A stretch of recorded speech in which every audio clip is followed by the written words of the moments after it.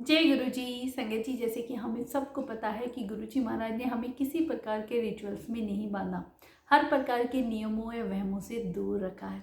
ना ही कभी किसी संगत को कहा कि तुम ये करो या ये मत करो। पर गुरु जी 5 ऐसी बातें ज़रूर बताया करते कि जब भी मेरे पास आते हो तो इन 5 बातों का ख्याल ज़रूर रखना। जो भी नई संगत गुरु जी महाराज के दर पे जाती है उन्हें इन 5 बातों का ध्यान जरूर रखना चाहिए, तभी हमें गुरु जी महाराज की ब्लेसिंग मिलती है। संगत जी, पहली बात गुरु जी कहते मेरे पास आते हो तो जीरो बन के आओ।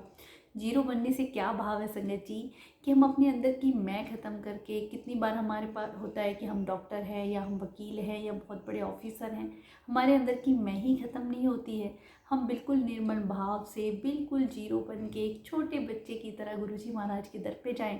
गुरु जी अक्सर कहा करते, आपने देखा होगा बड़े मंदिर के मेन डोर के बाहर जो सीढ़ियाँ हैं वो हमारे काम, क्रोध, लोभ, मोह, अहंकार की हैं। गुरु जी कहते हैं उनको कभी भी टच करके मेरे पास मत आना। पर मैं जब भी बड़े मंदिर जाती हूँ मैंने अक्सर देखा है कि संगत उन्हें टच करके सर माथे पे लगाते हुए आगे निकलती है। संगत जी, गुरु जी मना करते थे कि आपको अपने अवगुणों को सर पे रख के नहीं आना है, उन्हें पैरों से रौंदते हुए मंदिर के अंदर जाना है। अपनी मैं छोड़ के, अपना अहंकार छोड़ के बिल्कुल जीरो बन के मेरे पास आना। संगत जी, इसी के ऊपर एक बहुत प्यारा सा सत्संग है।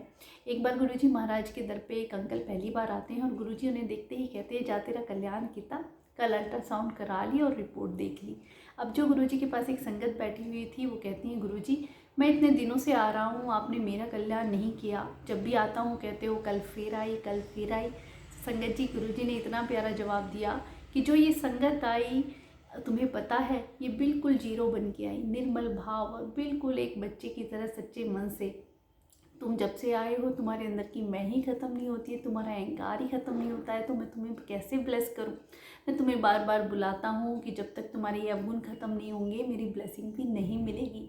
तो संगत जी, आप देखिए कितना ज़रूरी है, हमें गुरु जी महाराज के दर पे जीरो बन के जाना है। दूसरी बात गुरु जी ने कही, मेरे पास आते हो तो डाउट मत रखो। बहुत सी संगत के मन में तरह तरह के डाउट चलते रहते हैं, पर जब तक हम आधे अधूरे विश्वास के साथ गुरु जी के दर पे जाएंगे तो हमारे कोई काम नहीं बनेंगे। संगत जी, गुरु जी के पास जाते हैं पूरा भरोसा करके जाइए, मन में किसी भी प्रकार का कोई डाउट मत रखिए। तीसरी बात गुरु जी ने कही कि अपने पास इफ़ एंड बट मत करना। जब हम गुरु जी के पास जाते हैं, बहुत सी ऐसी संगत हैं क्योंकि गुरु जी महाराज की तो ब्लेस करने के अनोखे तरीके हुआ करते।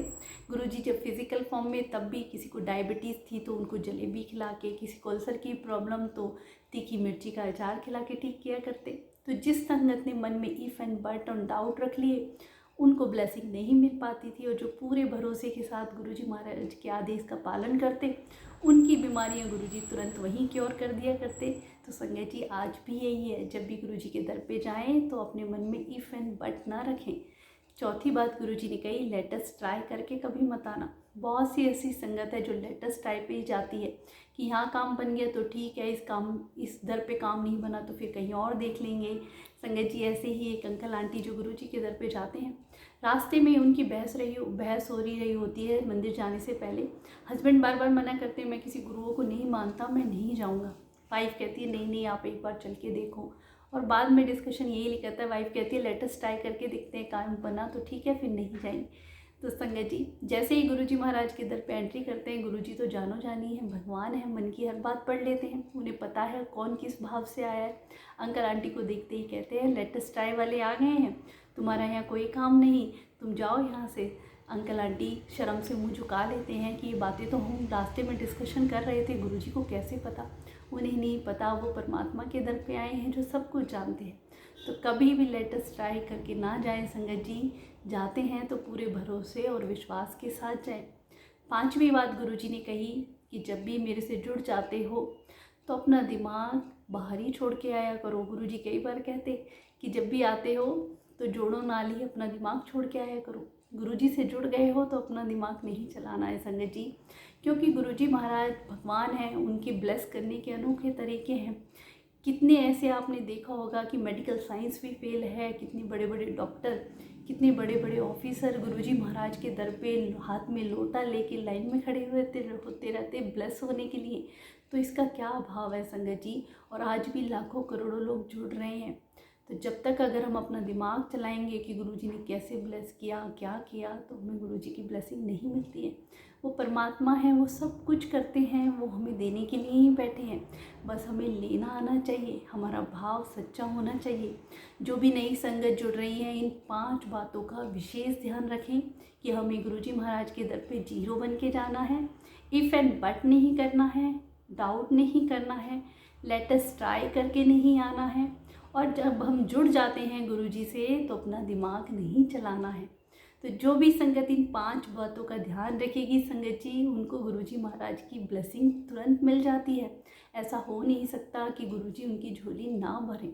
इसीलिए गुरुजी इन 5 बातों का ख्याल रखने के लिए कह के गए, जो हमें नई संगत तक इन बातों को पहुंचाना भी चाहिए। संगत जी, गुरुजी ने वैसे कोई प्रवचन नहीं दिए, पर महाशिव के मुख से जो भी बातें निकली वो हमारा कल्याण करने के लिए निकली।